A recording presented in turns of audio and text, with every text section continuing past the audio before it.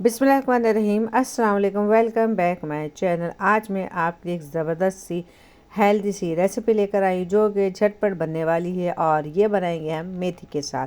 अगर आपके पास घर पे मेथी मौजूद है, हरा धनिया मौजूद है, तो आप ज़बरदस्त ये रेसिपी बना सकते हैं। अच्छा, ये सिर्फ मेथी में भी बन सकती है, मगर बहुत सारे लोगों को मेथी का जायका बहुत ज़्यादा तेज़ लगता है, तो इस वजह से मैंने इसके अंदर 2 चीज़ें और ऐड की है। आप जाके पूरी वीडियो वॉच किए करें और देखिए कि मैंने और क्या चीज़ें यूज़ की हैं इसके अंदर। 1 प्याली मेथी ली है, इसको अच्छे तरीके से धो के बारीक काट लिया है। और आधी प्याली मैंने पालक ली है, इसको भी अच्छे तरीके से धो के बारीक काट लिया है। आधी प्याली हरा धनिया लिया है, इसको भी अच्छे तरीके से धो के बारीक काट लिया है। 1 प्याज लिया है, इसको भी बारीक काट लेंगे। 2 हरी मिर्चें ली हैं, इसको भी बारीक काट लेंगे। आधी प्याली दही का लिया है।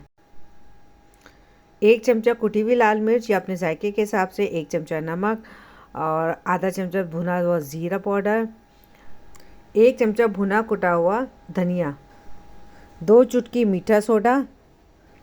अच्छा, नमक कितना डालें जितना आप खाते हैं, मैंने 1 चमचे के करीब डाला है। और 1.5 प्याली मैंने लिया है बेसन।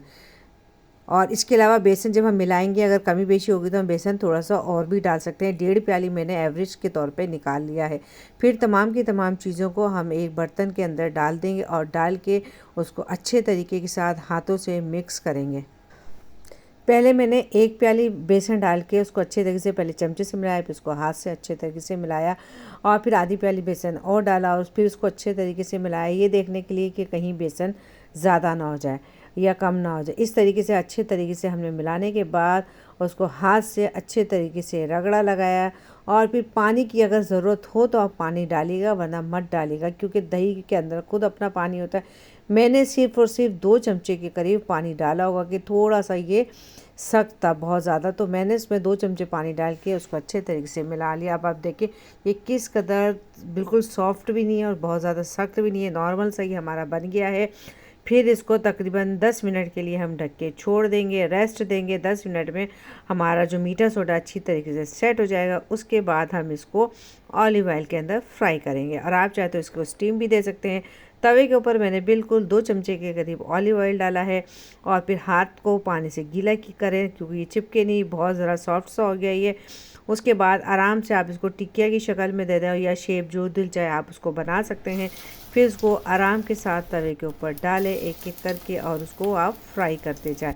अच्छा जी, आंच बिल्कुल हल्की रखिएगा, तेज़ आंच पे नहीं होंगे, तेज़ आंच पे ये जल जाएंगे।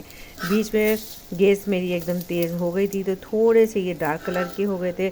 अच्छा जी, और पलटने के बाद मैंने एक और काम किया था जो मैं आपको बताती हूँ। पलटने के बाद मैंने क्या किया था कि ये अंदर से हमारे कच्चे ना रहें। ये देखिए जी, गैस हमारी कितनी स्लो है, क्योंकि अब ये होता है कि अंदर से कहीं कच्चे ना हो जाए, थोड़े से मोटे से होते। तो मैंने क्या किया, बिल्कुल दम वाली आंच पे रख के इसको ढक्कन लगा दिया था 2 मिनट के लिए, बिल्कुल हल्की आंच पे, ताकि ये अंदर तक पक जाए।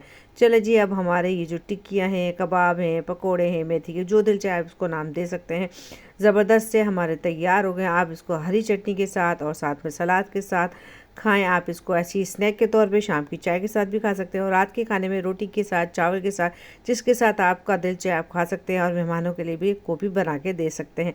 अच्छा, मेहमानों को देने के लिए आप मीठे सोडे के अलावा आप सब कुछ डाल के इसको बना के फ्रिज में रख सकते हैं। और जब आपको गरम गरम बनाने हैं उस वक्त आप उसके अंदर मीठा सोडा डालें और गरम गरम तलें और ख़ुद भी खाएँ, मेहमानों को भी खिलाएं।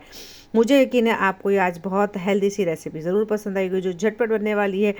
आइंदा मिलेंगे इसी तरह के साथ बहुत अच्छी सी कोई रेसिपी रेमेडी आपके लिए लेकर आऊँगी। जब तक के लिए अल्लाह हाफिज़। मुझे अपनी दुआ में ज़रूर याद रखा करें।